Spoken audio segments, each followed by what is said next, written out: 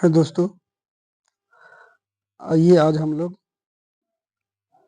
Class 8वीं के विज्ञान चैप्टर है, उस चैप्टर का नाम है, पहला चैप्टर है फसल उत्पादन एवं प्रबंध। इस चैप्टर से के जितने भी most VVI question, objective question है, उसको आज हम इस वीडियो में पूरा करेंगे। और आपके प्रतिभा खोज का एग्जाम भी नज़दीक ही है, बस 1 मंथ बचा हुआ है एग्जाम का। तो उसमें जो भी क्वेश्चन आता है साइंस से, विज्ञान से, या उसमें जो भी एसएटी होता है, जो भी होता है सोशल एबिलिटी टेस्ट, उसमें जो भी क्वेश्चन आता है आपके क्लास 8 से ही रहता है।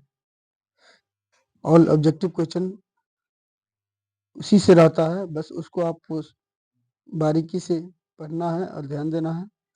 तो उन्हीं तैयारी में और अच्छा करने के लिए हम आप सभी के लिए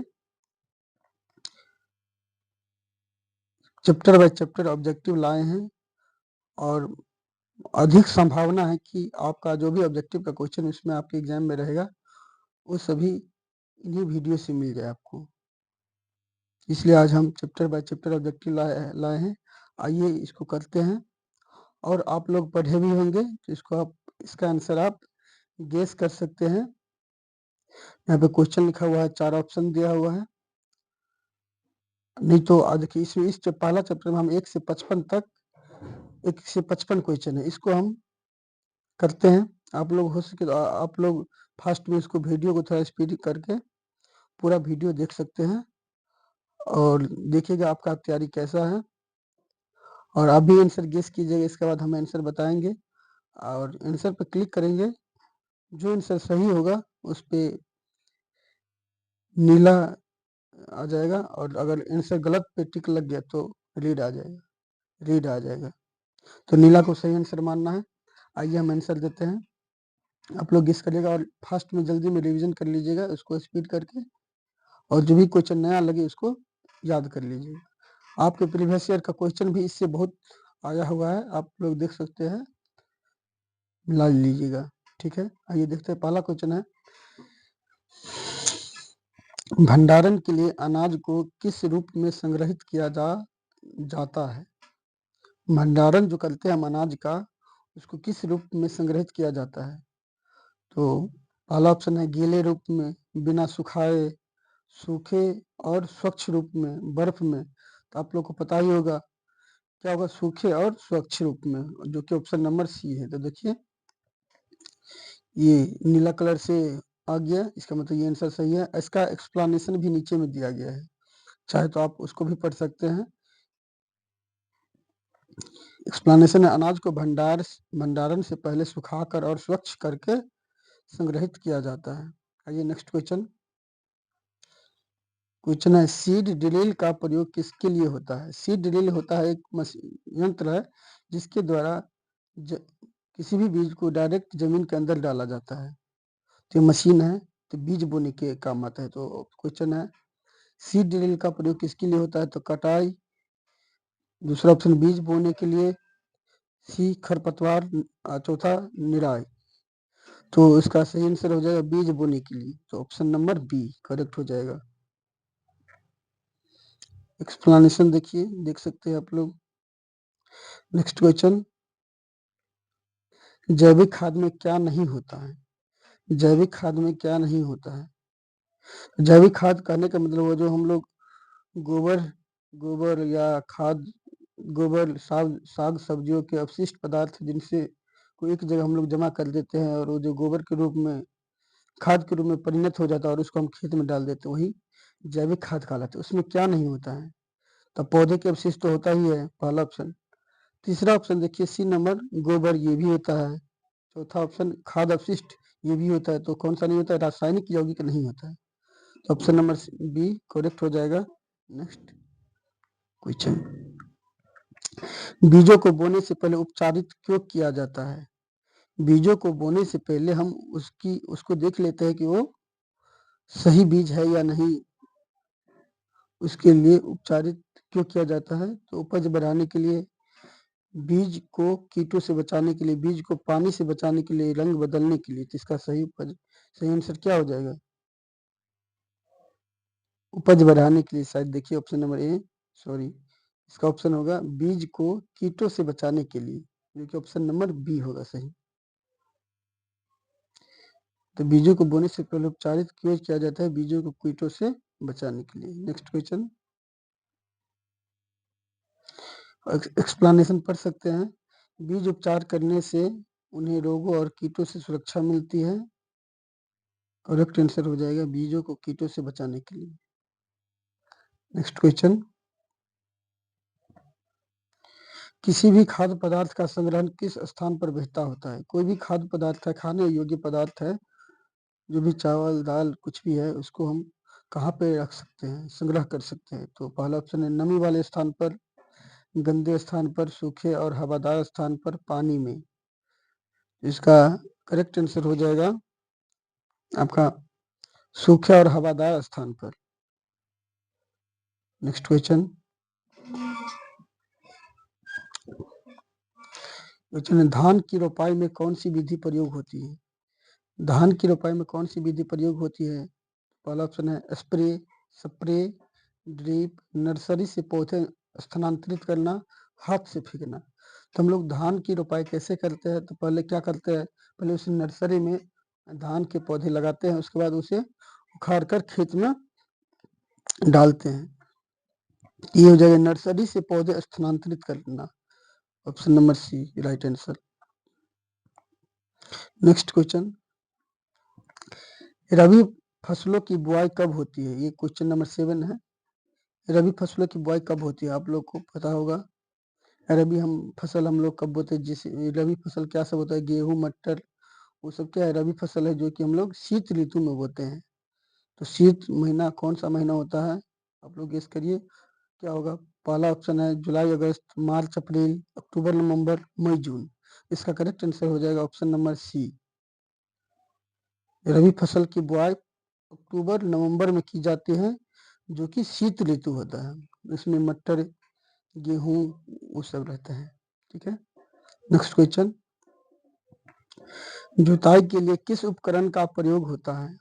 जुताई के लिए किस उपकरण का प्रयोग करते हैं? तो पहला ऑप्शन है हल का होना चाहिए, थ्रेशर, कंबाइन, सीड ड्रिल।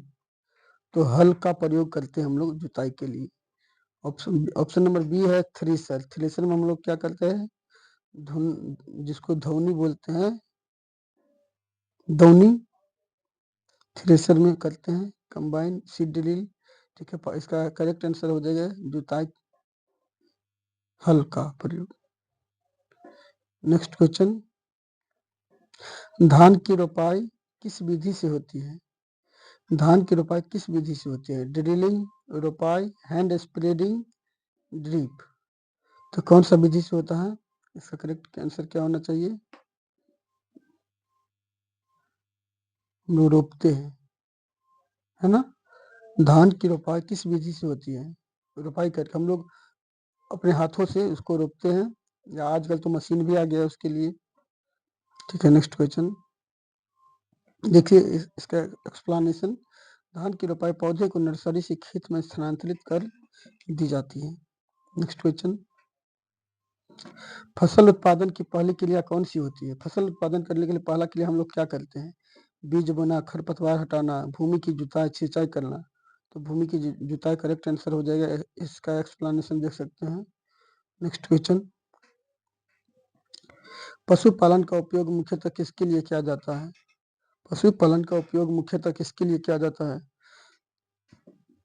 फसल बोने के लिए, मांस, दूध और ऊन के लिए, बीज उत्पादन के लिए, जुताई के लिए। इसका करेक्ट आंसर हो जाएगा ऑप्शन नंबर बी, मांस, दूध और ऊन के लिए। हम लोग पहले जुताई के लिए भी पशु का प्रयोग करते थे, बैल का। तब तो आ गया है, मशीन आ गया है, ट्रैक्टर वगैरह। नेक्स्ट क्वेश्चन, गेहूं किस प्रकार की फसल है? गेहूं किस प्रकार की फसल है? खरीफ, रबी, जायद, मिश्रित।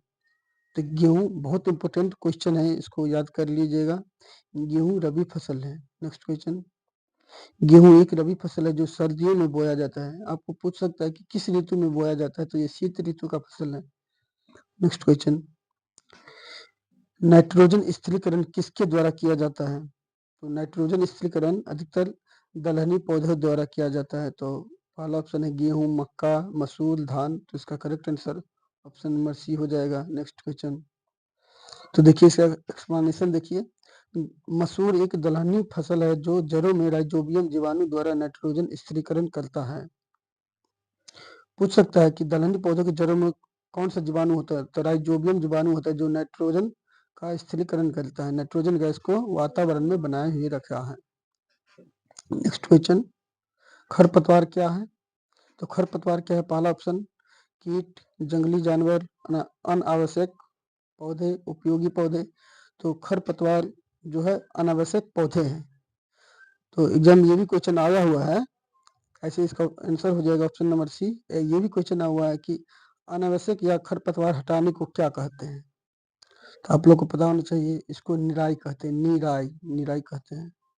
खरपतवार वे अनावश्यक पौधे हैं जो फसलों के साथ उगाते हैं और पोषक तत्वों की प्रतिस्पर्धा करते हैं। ठीक है, नेक्स्ट क्वेश्चन, बीज बोने के बाद मिट्टी को दबाना क्यों जरूरी है? बीज बोते हैं हम लोग तो मिट्टी को दबाना क्यों जरूरी है? थोड़ा हल्का से ऊपर से दबा देते हैं, जुताई कर देते हैं ताकि बीज गुम जाए, ताकि बीज अंकुरित ना हो, ताकि बीज हवा में उड़ जाए, ताकि मिट्टी और बीज संपर्क में रहे, है ना। जब तक मिट्टी और बीज का संपर्क नहीं बनेगा तब तक बीज अंकुरित नहीं हो सकता। इसके लिए करेक्ट आंसर हो जाएगा बीज बोने के बाद मिट्टी को दबाना क्यों जरूरी है। इसका करेक्ट आंसर हो जाएगा ताकि मिट्टी और बीज संपर्क में रहे, option number D. Next question, किसी फसल को बोने के लिए उपयुक्त समय को क्या कहते हैं? कोई फसल बोने के लिए उपयुक्त समय को क्या कहते हैं? तो हम लोग खरीफ और रबी फसल, इसका करेक्ट आंसर हो जाएगा option number D. Next question, इसका एक्सप्लेनेशन देखिए। फसलों को खरीफ और रबी में वर्गीकृत किया जाता है जो बोने के समय पर आधारित है। ये बोने के समय पर अधिकतर हम लोग बोते हैं खरीफ फसल और रबी फसल को बोते हैं। नेक्स्ट क्वेश्चन, धान की कौन सी किस्म रबी फसल नहीं है? धान की कौन सी किस्म रबी फसल नहीं है? तो देखिए कौन सी किस्म रबी फसल नहीं, तो इसका आंसर क्या होना चाहिए? गेहूं तो हो नहीं सकता है, रबी फसल नहीं है। अच्छा, गेहूं ही होगा, धान की किस्म बोल रहा है, इसका करेक्ट आंसर गेहूं ही होगा, क्योंकि देखिए गेहूं एक रबी फसल है जबकि अन्य धान की खरीफ फसलें किस्म है। तो क्वेश्चन इसका जो है धान की कौन सी किस्म रबी फसल नहीं है, सॉरी इसका क्वेश्चन ही गलत है। यहाँ पर होना चाहिए धान की कौन सी किस्म खरीफ फसल नहीं है। तो बाद बाकी ये जो ए बी सी ऑप्शन में जो दिया गया है वो खरीफ फसल है, जबकि गेहूं खरीफ फसल नहीं है। तो गेहूं क्या है? एक रबी फसल है, बाद बाकी यानी खरीफ फसल की किस्में हैं। नेक्स्ट क्वेश्चन, फसल चक्रण क्यों आवश्यक है? फसल चक्रण क्यों आवश्यक है? फसल चक्रण करने का मतलब हुआ कि एक ही जमीन में फसल, जो विभिन्न तरह के फसल हम लोग उगाते हैं उन्हें फसल चक्रण कहते हैं। तो ये क्यों जरूरी है? तो पहला ऑप्शन है पानी की बचत के लिए, उर्वरक की खपत बढ़ाने के लिए, मिट्टी की उर्वरता बनाए रखने के लिए, सिर्फ प्रयोग के लिए। तो हम लोग मिट्टी की उर्वरता बनाए रखने के लिए फसल चक्रण करते हैं। नेक्स्ट इसका करेक्ट आंसर हो जाएगा ऑप्शन नंबर सी। तो क्या होता है? फसल चक्रण मिट्टी के पोषक तत्व संतुलन बनाए रखता है। नेक्स्ट क्वेश्चन, जैविक खेती का क्या लाभ है? जैविक खेती का क्या लाभ है? पहला ऑप्शन रासायनिक अपशिष्ट बढ़ाता है, मिट्टी को नुकसान पहुंचाता है, स्वस्थ भोजन प्रदान करता है, अधिक जल की खपत होती है। तो इसका करेक्ट आंसर क्या होना चाहिए? स्वस्थ भोजन प्रदान करते हैं। हमारे जैविक खेती का कहने का मतलब है जैविक खादों के द्वारा जो फसल खेती किया जाता है, मतलब रासायनिक खाद वगैरह नहीं डालते। तो इसका correct answer option number C होना चाहिए, स्वस्थ भोजन प्राप्त करने के लिए। नेक्स्ट क्वेश्चन, फसल चक्रण में किस प्रकार की फसलों का चयन किया जाता है? फसल चक्रण जो हम लोग करते हैं किस प्रकार का फसल किया जाता है? फसलों का चयन किया जाता है। तो पहला ऑप्शन है एक ही प्रकार की फसल। एक ही प्रकार की फसल का तो प्रयोग हम नहीं कर सकते हैं, इससे हमारी खेती की उर्वरता में असर पड़ता है। ऑप्शन नंबर बी है पोषक संतुलन देने वाली विभिन्न फसलें। केवल अनाज, केवल तिलहन। तो हम लोग संतुलन बनाने के लिए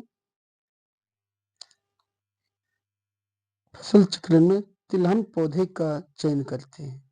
इसका सही आंसर होना चाहिए या ऑप्शन नंबर बी होना चाहिए। ऑप्शन नंबर बी होगा, क्योंकि फसल चक्रण में किस प्रकार की फसलों का चयन करते हैं? पोषक संतुलन देने वाली विभिन्न फसलें जो पोषक संतुलन दे सके। ऑप्शन नंबर बी होना चाहिए सही आंसर। ठीक है, जो खेत का जो पोषक तत्वों का संतुलन बनाए रखे, इसके लिए हम लोग फसल चक्रण करते हैं। नेक्स्ट क्वेश्चन, क्वेश्चन नंबर है 21 बीज बोने के लिए उपयुक्त विधि कौन सी है? बीज हम लोग बोते हैं, बीज बोने के लिए उपयुक्त विधि कौन सी है? तो आप लोग को पीछे भी ये क्वेश्चन आया हुआ था,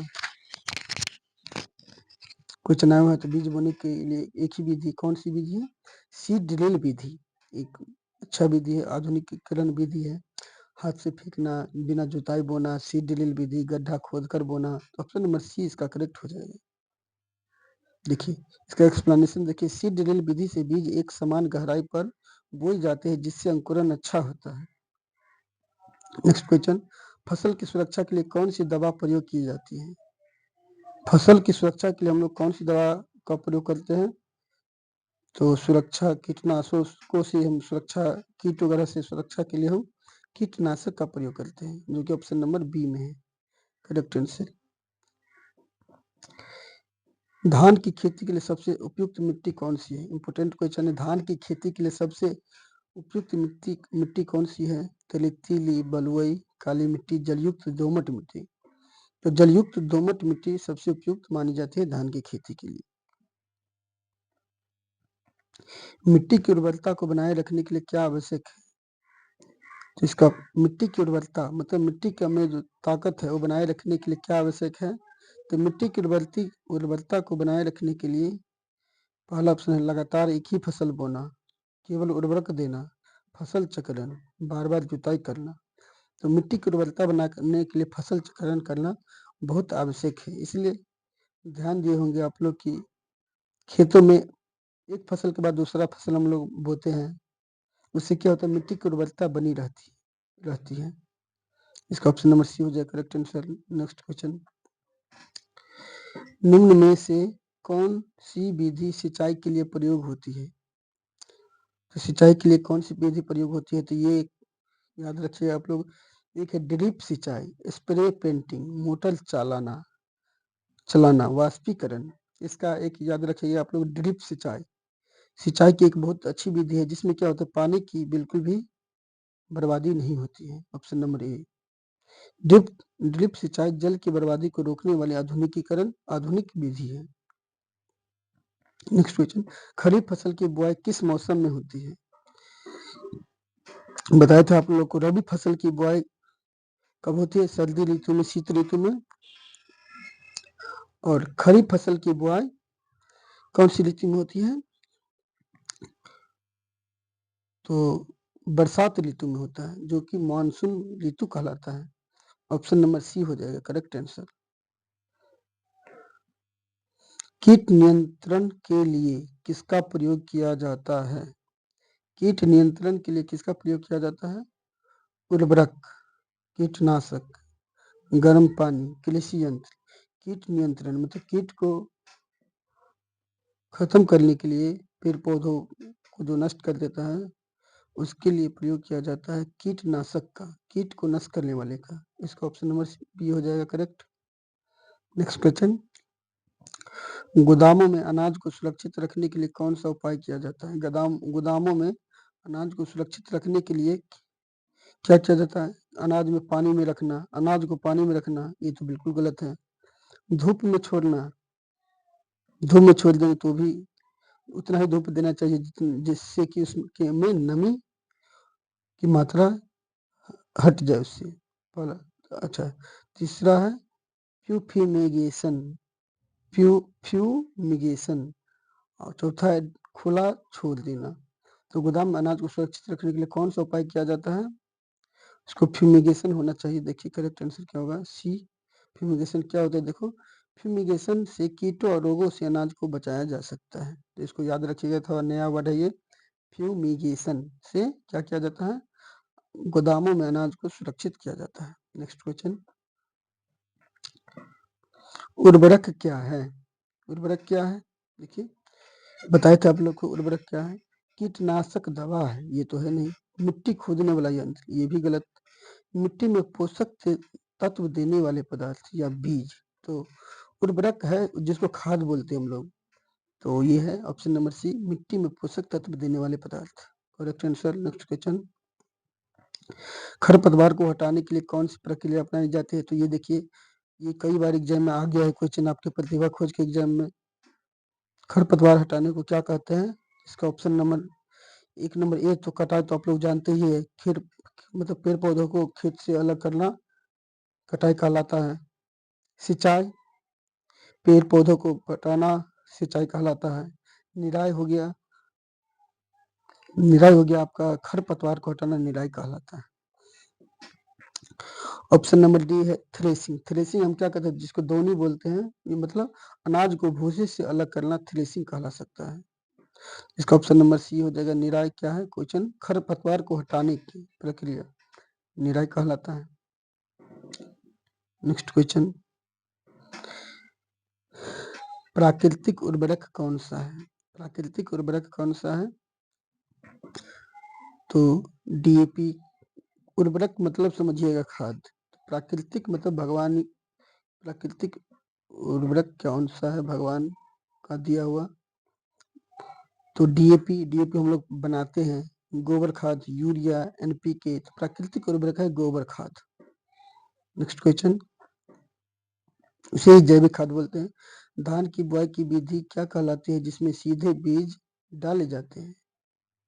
सीधे बीज डाले जाते हैं, डाला जाता है, इस विधि को क्या कहते हैं?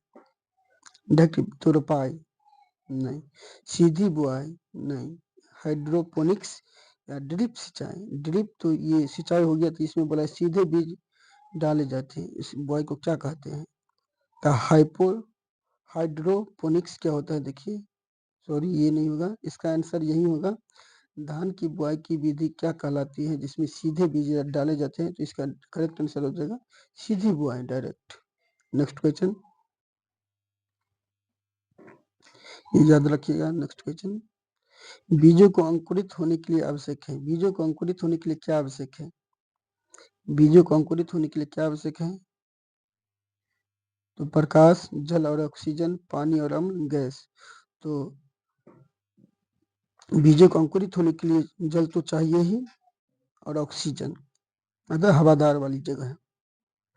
नेक्स्ट क्वेश्चन, रबी फसलों को पकने के लिए किस मौसम की आवश्यकता होती है? रबी फसलों को पकने के लिए किस मौसम की आवश्यकता होती है?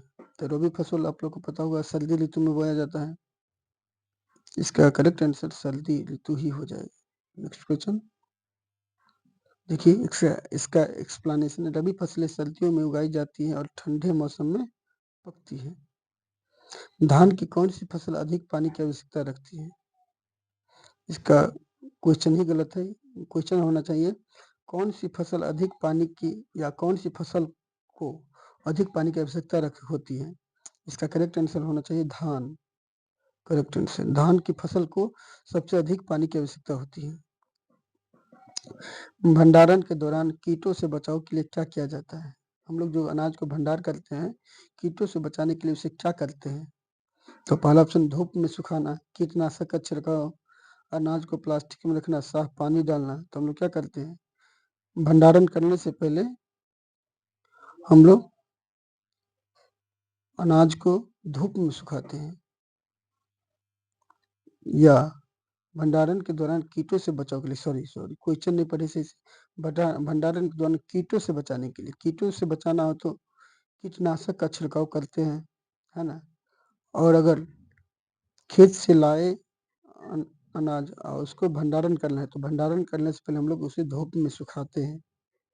और कीटों से बचाना है तो इसमें कीटनाशक का छिड़काव करते हैं। नेक्स्ट क्वेश्चन, गोलियों के रूप में बनने वाले उर्वरक को क्या कहते हैं? गोलियों के रूप में बनने वाले उर्वरक को क्या कहते हैं? उसे तो क्या कहेंगे? पानी में घुलनशील। ये तो पानी में घुलनशील तो होता ही है। नेक्स्ट क्वेश्चन, इसका आंसर हो जाएगा, गोलियों के रूप में बनने वाले उर्वरक को क्या कहते हैं? ग्रेन्यूलर उर्वरक। ग्रेन्यूलर उर्वरक कहते हैं।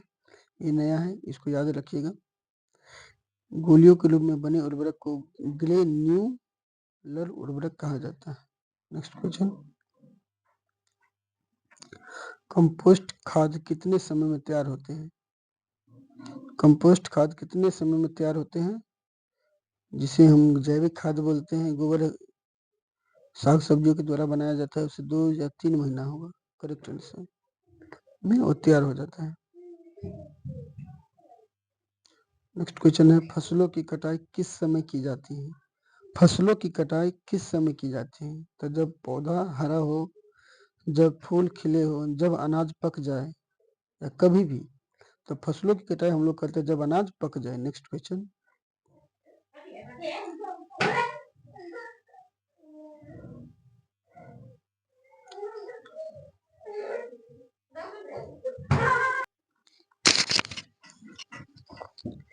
नेक्स्ट क्वेश्चन है, नीम को, क्वेश्चन नंबर है 40।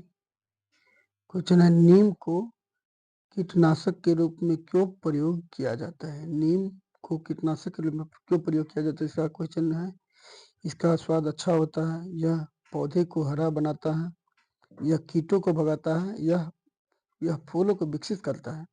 इसका करेक्ट आंसर हो जाएगा, यह कीटों को भगाता है। इसका एक्सप्लेनेशन देखिए,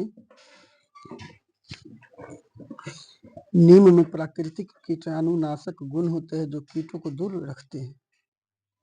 नेक्स्ट क्वेश्चन, कृषि में थ्रेशर का प्रयोग किस लिए होता है? देखिए, थ्रेशर आ गया ना, तो कृषि में थ्रेशर का प्रयोग किसके लिए होता है? कटाई के लिए, अनाज निकालने के लिए, बीज छांटने के लिए, पानी देने के लिए। तो बीज छांटने के लिए या अनाज निकालने के लिए? तो अनाज निकालने के लिए थ्रेशर का प्रयोग किया जाता है, जो कि करेक्ट आंसर है। नेक्स्ट क्वेश्चन,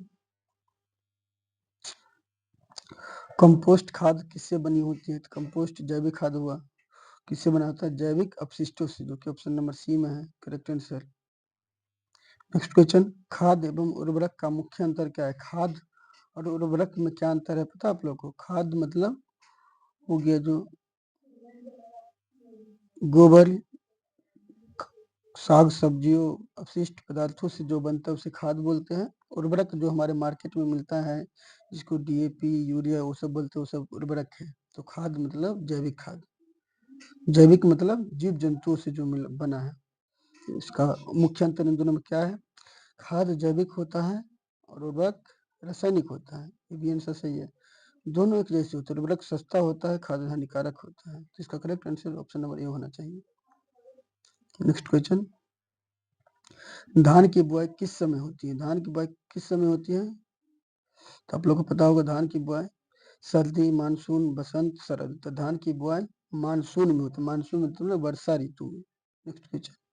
नेक्स्ट क्वेश्चन, सिंचाई की पारंपरिक विधियों में कौन शामिल है? तो सिंचाई की पारंपरिक विधियों में कौन शामिल है? तो उसको बोलेंगे ड्रिप। तो आधुनिक सिंचाई है तो मोट होगा सही इसका आंसर, मोट। मोट पारंपरिक सिंचाई की विधि का एक उदाहरण है। ड्रिप जो है आधुनिक सिंचाई का एक साधन है। नेक्स्ट क्वेश्चन, फसल उत्पादन में हरित क्रांति किससे संबंधित है? फसल उत्पादन में हरित क्रांति किससे संबंधित है? गन्ना, दूध उत्पादन, गेहूं और धान की उपज, मछली पालन। तो हरित क्रांति जो है गेहूं और धान की उपज के लिए लाया गया था। इसका करेक्ट आंसर ये हो जाएगा, option number C. Next question,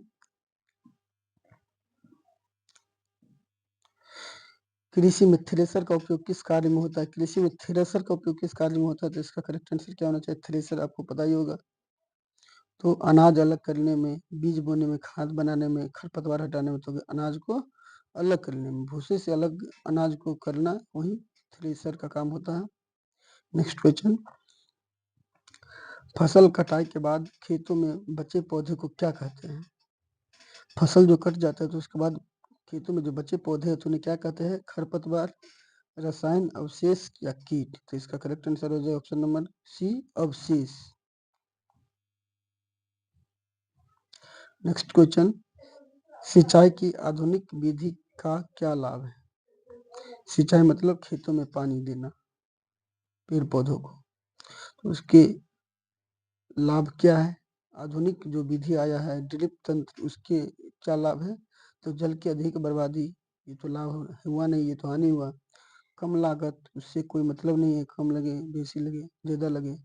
जल की बचत, आधुनिक सिंचाई से क्या होता है? जल की बचत होता है। ये ड्रिप तंत्र होता है जो एक ऐसा यंत्र है जिससे पाइप के द्वारा बस पौधों की जड़ों में पानी डाला जाता है, डायरेक्ट ऊपर से न डाला जाता है, पौधे की जड़ों में थोड़े थोड़े बूंद की मात्रा में हमेशा वो गिरते रहता है, वही ड्रिप तंत्र होता है। नेक्स्ट क्वेश्चन, नीम के पत्तों का उपयोग किस लिए किया जाता है? नीम के पत्तों का उपयोग किस लिए किया जाता है? पीछे आप लोग पढ़े, कीटनाशक के रूप में। नेक्स्ट क्वेश्चन, फसलों की बेहतर उपज के लिए कौन सा कार्य आवश्यक है? फसलों की बेहतर उपज के लिए कौन सा कार्य अधिक है आवश्यक है? अधिक पानी देना, अधिक पानी देने से भी पेड़ पौधे खराब हो जाते हैं फसल। कीटनाशक का छिड़काव करना, कीटनाशक का छिड़काव तभी करते हैं जब उसमें कीट वगैरह लग जाए, ये भी उतना उपयोगी नहीं है ये उस क्वेश्चन के लिए। सभी कृषि कार्यों का समुचित प्रबंध, है ना, जितना भी कृषि कार्य करना पड़ेगा उसमें समय समय पर सिंचाई, निराई, कटाई, तब अच्छा उपज आ सकता है। तो इसका आंसर होगा करेक्ट ऑप्शन नंबर सी।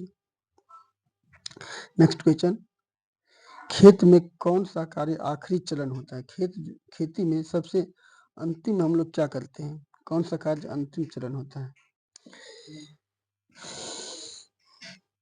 इसका करेक्ट आंसर क्या हो जाएगा? खेतों में कार्य का कौन सा आखिरी चरण होता है? तो सबसे अंतिम हम लोग क्या करते हैं? कटाई और भंडारण। नेक्स्ट क्वेश्चन, आइए, फसलों की कटाई किस यंत्र से की जाती है? फसलों की कटाई जो की जाती है उस यंत्र का क्या नाम है? तो थ्रेशर तो है नहीं, दूसरा नाम प्लाव, मतलब हुआ है खेत को जोतना ही प्लाव कहलाता है। थ्रेशर है फसल को भूसा से अलग करना, थ्रेशर का काम होता है। ऑप्शन नंबर डी में है सीड ड्रिल। तो सीड ड्रिल का पता ही होगा आप लोग को, सीड मतलब बीज होता है इंग्लिश में, और तो सीड ड्रिल का प्रयोग बीजों को बोने के लिए किया जाता है। तो इसका फसलों की कटाई वाले यंत्र को कंबाइन कहा जाता है, जो कि ऑप्शन नंबर सी में है, उसको याद रखिएगा।